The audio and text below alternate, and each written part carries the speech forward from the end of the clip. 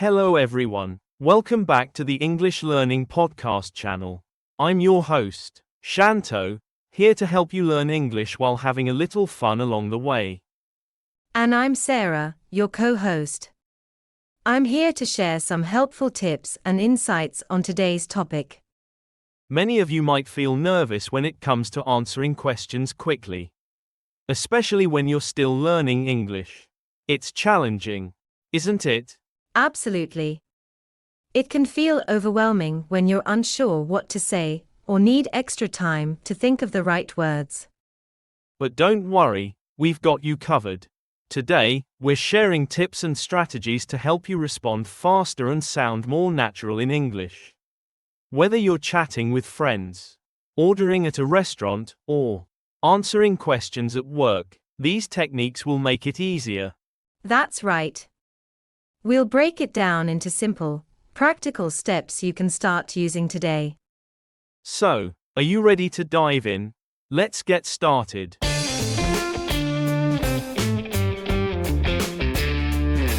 One of the biggest hurdles is translating from your native language to English in your head before speaking.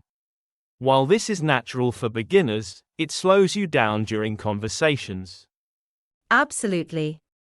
When you translate, you're essentially doing double the work, thinking in one language and then converting it into another. This takes time and often leads to hesitation. The solution? Start practicing thinking in English. Try narrating your day in English, even if it's just in your mind.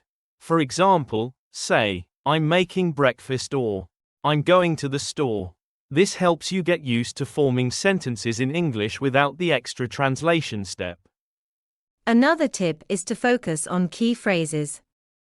Learn and practice common expressions or sentence starters that you can use in everyday conversations, like, I think, or that's interesting because. Having these ready to go makes responding much quicker.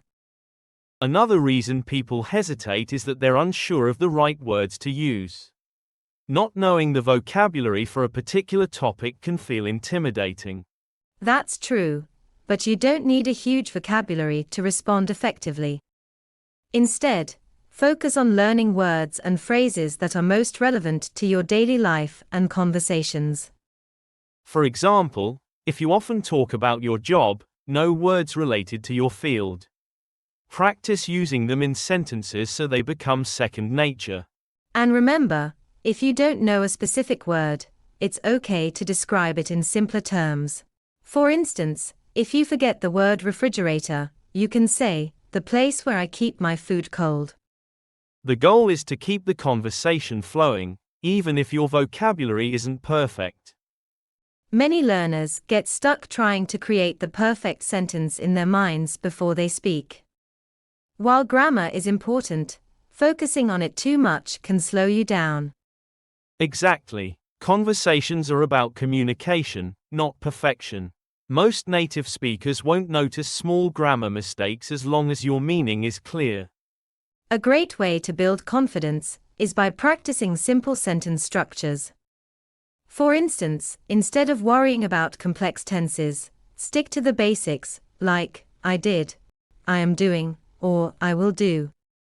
These are practical and cover most daily situations. Over time, you can build on these foundations. And don't forget to practice speaking out loud, even when you're alone. Try talking about your day, describing what you see, or even reading aloud from a book. The more you speak, the more natural and confident you'll become. Another helpful tip is to learn some go-to phrases for common situations. For example, if you're unsure how to respond, phrases like, let me think about that or, I'm not sure, but maybe, can give you time to gather your thoughts without feeling pressured. Remember, grammar improves with practice. Don't let the fear of mistakes hold you back from speaking. The more you practice, the easier it will become to communicate naturally.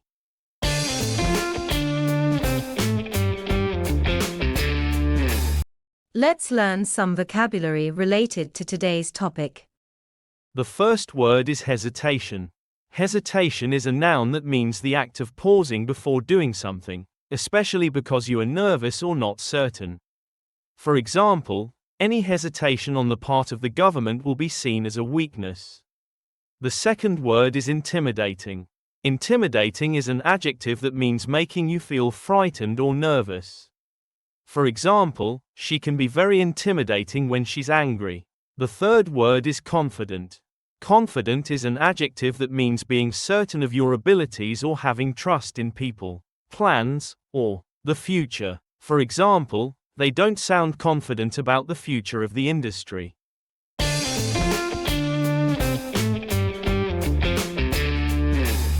Many people freeze up in real conversations because they are nervous about making mistakes or being judged.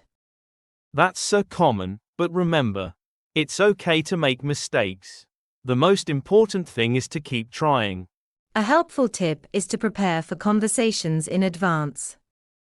If you know you'll be talking about a specific topic, think of some questions or answers beforehand. For example, if someone asks, "How was your weekend?" you could prepare a simple response like, "It was great. I went to the park and relaxed."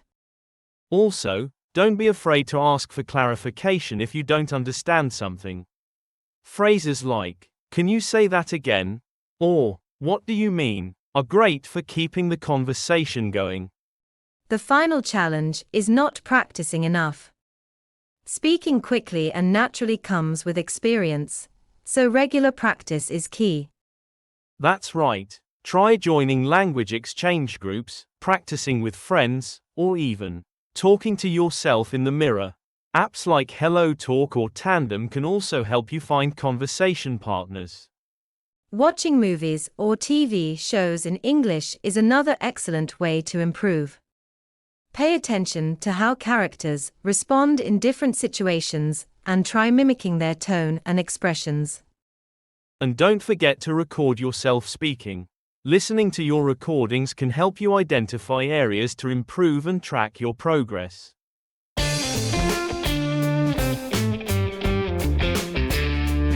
Let's learn some vocabulary related to today's topic. The first word is judge. Judge is a verb that means to form, give, or have an opinion, or to decide about something or someone, especially after thinking carefully. For example, it's difficult to judge whether the new system is an improvement. The second word is track. Track is a verb that means to record the progress or development of something over a period. For example, the study tracked the careers of 1,226 doctors who trained at the medical school. The third word is specific. Specific is an adjective that means relating to one thing and not others. For example, the virus attacks specific cells in the brain. The fourth word is beforehand. Beforehand is an adverb that means earlier than a particular time. For example, I knew she was coming that afternoon because she had phoned beforehand to say so.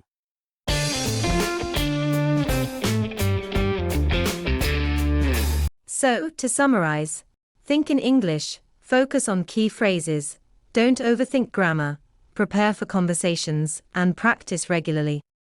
Responding faster in English takes time, but with consistent effort, you'll see improvement. Thanks for joining us today. If you found this episode helpful, don't forget to subscribe and share it with your friends.